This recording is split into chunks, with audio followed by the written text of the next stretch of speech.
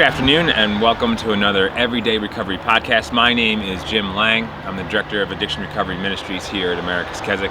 And each week we just want to bring you a devotion that gives you a glimpse, a look into some of the material, some of the curriculum that the men of the colony and the women of Barber's Place go through. And so this week at the colony, we were talking about consecration. And simply put, consecration is really just setting yourself apart for God, setting yourself apart for God's use. It's a spiritual preparation for a divine manifestation. And I want to take us to a story in the book of Joshua where we see this happening firsthand. And so the people of Israel have been led out of slavery from Egypt, and they were supposed to go into the promised land, and they doubt God, and they don't go into the promised land, and so they wander around the desert for 40 years, and so finally they're preparing to go into the promised land again, which they failed to do properly the first time, and so they need to cross over the Jordan River, and Joshua is the one leading them. And so Joshua chapter 3 starts out by saying, Joshua started early the next morning and left the acacia grove with all the Israelites. They went as far as the Jordan and stayed there before crossing.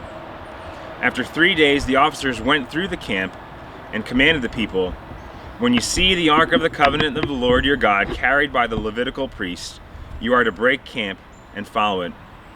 But keep a distance of about 1,000 yards between yourselves and the ark. Don't go near it so that you can see the way to go, for you haven't traveled this way before."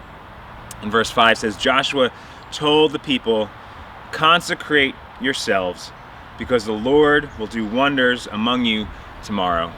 And so the people are going to spiritually prepare. They're going to set themselves apart for a divine manifestation. So they're coming to the Jordan River, and we'll pick up here in verse 14. It says, "When the people broke camp to cross the Jordan, the priests carried the Ark of the Covenant ahead of the people. Now the Jordan overflows its bank throughout the harvest season. But as soon as the priests carrying the Ark reached the Jordan, their feet touched the water at its edge, and the water flowing downstream stood still, rising up in a mass that extended as far as Adam, a city next to Zarethan.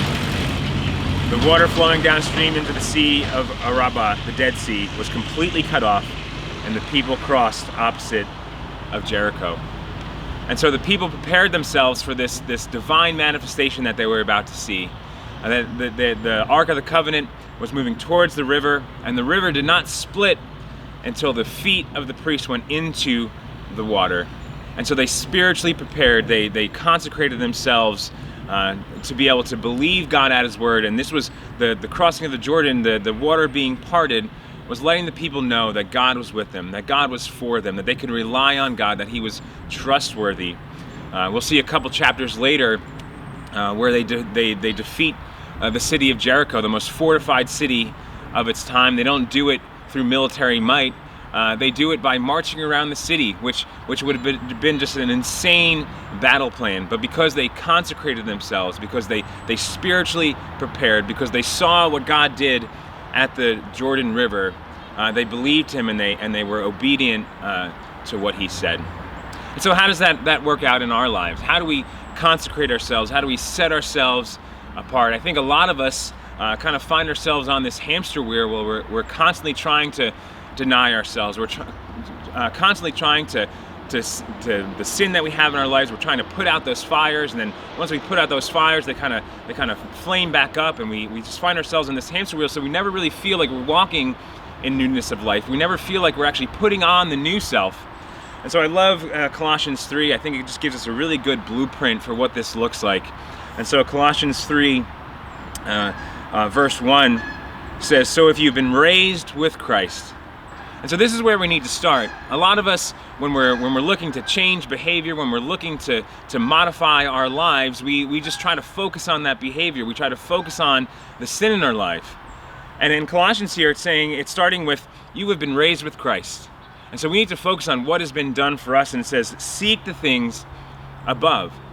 And so to put to death the sin in our life, to put to death the things that we no longer want in our lives, we need to seek the things of above, where Christ is, seated at the right hand of God. In verse 2 he says, "Set your minds on things above, not on earthly things. Have a heavenly perspective, have an eternity perspective. Verse 3 says, "For you died, and your life is hidden with Christ in God. When Christ, who is your life, appears, then you also will appear with him in glory." And so this is where we need to start. In what Christ has done for us, that the most true thing about us now, if we are believers in Christ, is that we are seated in the heavenly places, that our life is hidden in Christ with God. And then in Colossians 5, in light of what he just said, in light of the fact that we're raised with Christ, in light of the fact that we've set our minds on the things of above, he goes, "Therefore, put to death what belongs to your earthly nature." And so a lot of times I think we flip these around and we try to start putting to death all the things in our lives, and we get overwhelmed because we just feel like we're on that hamster wheel and we're gaining no traction.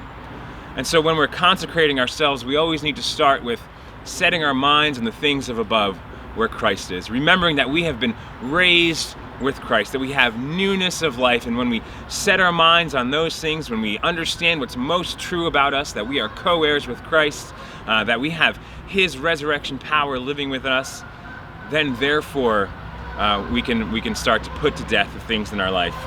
And this is a lifelong process of the Christian. We have a sanctification process where we're becoming more and more like Christ, and two things are happening simultaneously. And the fancy words for that are vivification. Vivification is putting on the new self. It's walking in newness of life. And mortification, which is the putting to death of the flesh. And so those two things are happening the remainder of our whole earthly lives, where we're walking in newness of life, vivification, and then we're putting to death the things in our lives that need to be put to death. And that is how we consecrate ourselves. We deny ourselves and we walk in the newness of life. I hope you've enjoyed this podcast. If you or anyone you know needs help with addiction, you can give us a call at 732-350-1187. I'm extension 1041. I'd be happy to talk to anyone who needs help, and we'll see you next week. Have a great day.